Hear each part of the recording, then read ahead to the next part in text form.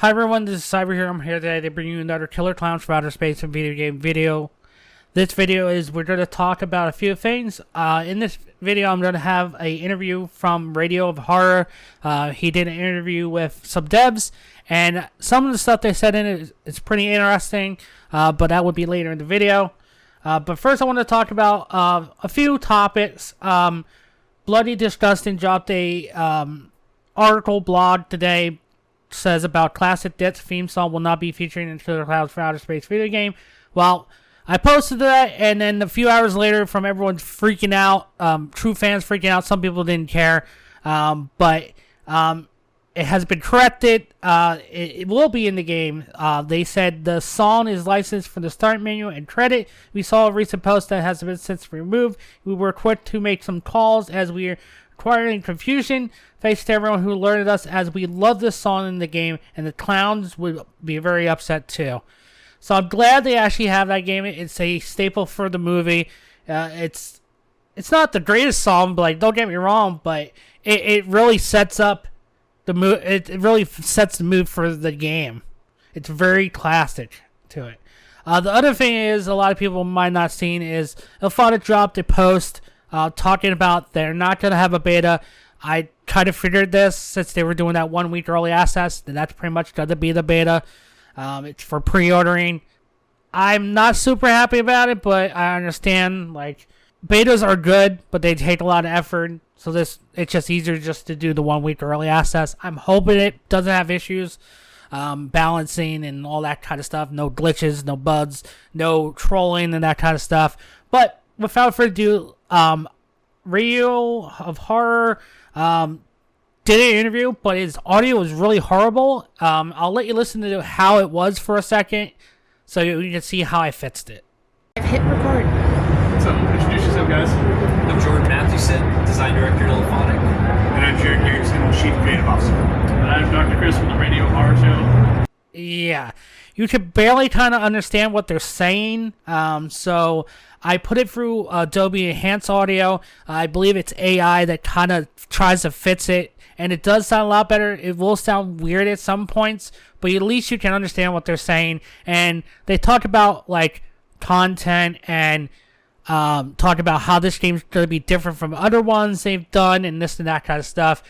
So I'll let you guys get an interview. I hope you guys enjoyed this video. Make sure you leave a like if you did, and I'll see you guys in the next video. Peace.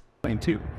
Seeing in the grind in the game, getting near the lid, and just like I playing text to come as a very and the like Mary's in build like just this near what are you gonna say to paint a picture of that there? So our games are totally different. We have a lot of content already in the pipes ready for live. And that's the thing, like, this isn't our first rodeo. If you look at what we did with Predator and what we're doing for Ghostbusters, for all of the other projects that we've worked on, like, there's plans. We're not like, oh, get the game out, I'll figure those things out. We already have everything that, like, really set us a path for holding back. And we're not talking about, like, we're not even talking about another group of masks. We're just for the game. We're not showing the customization of the clowns and like humans here. There's so much more that we're holding back for, the NC wants to show. To have the completely different game. And so, I feel like there's other games that do other things. We really focus on a lot of customization and a lot of different gears and weapons and things to kind of give that breadth. So it's like, you can lay our game for a really long time and still have those different scenarios. We have a lot of dynamics and that map, so it's not the same exit in the same location. It's not the items aren't in the exact same spot. You can memorize our maps, like you can memorize our maps and be good at the map, but you're not memorizing the map and going like, oh, it's the same thing over and over again. We have what has good inputs. And we learn that with Predator. We learn that with Arcane to get into not a horror asymmetrical game, but it's dynamically built game. And yeah, it's just like, I think that we're like, this is our fourth game in the past 7 years. I'd say asymmetrical game that we've really taken a lot of our learning. So while they brought something discussion to the tail end. You kind of regretted it, but it's all about having fun. It's all about having those moments. So it's really, it's that we spent a lot of time making both sides extremely fun in different ways to once again create that constantly dynamic experience that just never gets old. And it's never the same thing twice. What's the thing? It's difficulty. I'm just, I've been on and on. It's all, let's say, the aspect to click at them. I mean, I think nothing's that we've been through so much at this point. There's a lot of stuff that's just like, we know it's a little bit more difficult, but ultimately balance is always the biggest, toughest thing to begin with me. It's like asymmetry was tough because the perfect balance it's just this ethereal thing that you can't hit. Again, it's more so about being able to really play as much as possible and find out how that is going to play in these different scenarios and balance in it so it's a pleasant experience for everybody skill-wise and not dependent. So it's topical, but Play testing was key. Yeah, so very. And different people on the team have different ways of playing that gives us more feedback into like, oh, this person is a real, like he likes to go into this certain way of playing that may not come off so well to other people.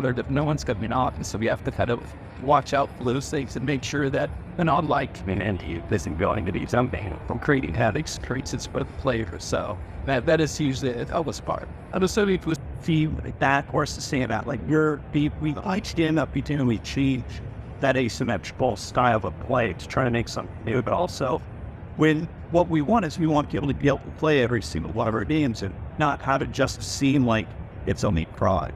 So, I think the Klowns, it's definitely a return to that definite different style. Fire team, and him, partner is like a bunch of dudes will go very much on candid. If we were to make Fire or a bunch of people escaping from the Predator, I was thinking about Predator's a bunch of dudes going to run around the jaw to wire down our head. So that's what we felt that we should do. Ghostbusters, it's the proton packs, nose cracks, and that's the focus of it. And thus, those who play in that world was extremely fun. They've been with Kyotos and Clouds, and so like you said, it's definitely not return to their whereas a bunch of teenagers trying to get out of there, trying to escape, but they can't fight the Clouds, and the Clouds are not invulnerable, but they are big menace to us. So thank you for checking out this video. Make sure you leave a like, comment, and subscribe.